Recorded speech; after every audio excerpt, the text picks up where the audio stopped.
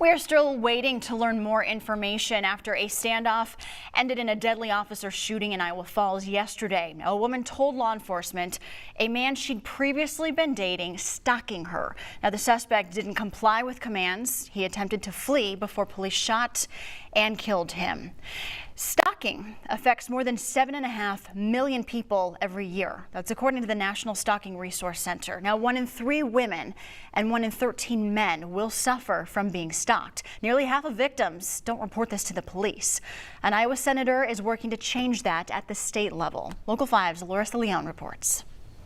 Tiffany Allison is the founder of Soaring Hearts. It's an organization that acts as a sanctuary for victims of stalking. The terror and the fear that you feel as a victim when you're being stalked is real. A path Tiffany has walked before. I came to this work because of my own victimization history.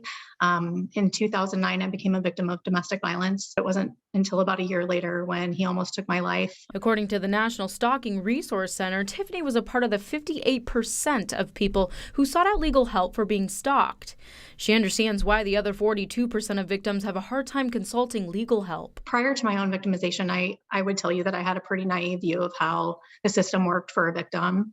I come from a family of law enforcement, so I always thought, my mom, who was a police officer, was out catching the bad guys, and they were, going to court, being prosecuted and sentenced accordingly for whatever they did, and that is very much not the case. That's why she reached out to State Senator Nunn to tackle these laws at a state level. Tiffany Allison and I are working on new legislation coming up in this legislative session starting in January that's really going to nail down this idea of a stalker, what all it includes, and ensure that there are viable penalties for individuals who are using technology as a means to terrorize individuals. Tiffany Allison says if you find yourself falling victim to a stalking situation, keeping records is essential.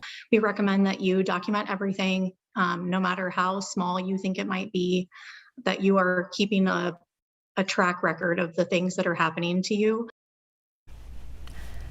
That is incredible. Larissa, it is really powerful to see a victim turn into an activist for other people suffering from this. Yes, Samantha. Tiffany and State Senator Nunn previously changed the stalking laws in 2017.